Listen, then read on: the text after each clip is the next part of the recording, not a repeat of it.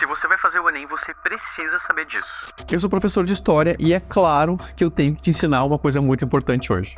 Todos os anos, muitas pessoas realizam o Enem, o Exame Nacional do Ensino Médio, para conseguir ingressar em alguma universidade, seja ela pública ou particular. E aí, de fato, a prova ela é temida por muitos jovens, eu sei, porque eu também já fiz ela, mas agora, como professor, eu já te adianto que uma prova, ela não define quem você é e o tanto que você se esforçou. Não precisa ter medo.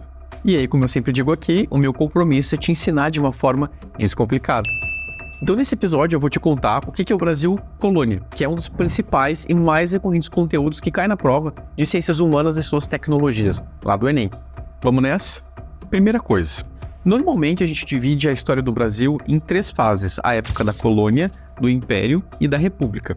Essa fase colonial é a fase em que o Brasil ele era uma espécie de extensão de Portugal, sabe? Ele era colônia de Portugal.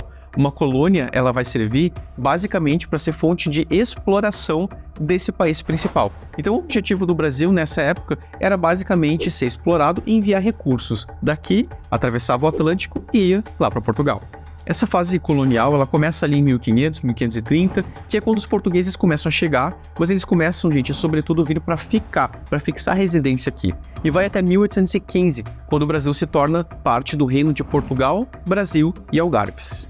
E aí, em 1815, ele deixa de ser só uma colônia, porque a família real veio para cá, como se tivesse o Brasil um upgrade, sabe? Melhorou de condições. Durante a fase colonial, o Brasil explorou muito o pau-brasil, que é uma árvore muito comum em parte da costa do litoral do nosso território. E aí de dentro dessa árvore sai uma espécie de seiva, de líquido de dentro dessa árvore, que é um líquido vermelho. Ele tem essa coloração bem diferente. E ele é vermelho como a brasa. Sabe a brasa do fogo quando está aceso? Pois é, Brasil vem de brasa, de uma cor que é vermelha como a brasa.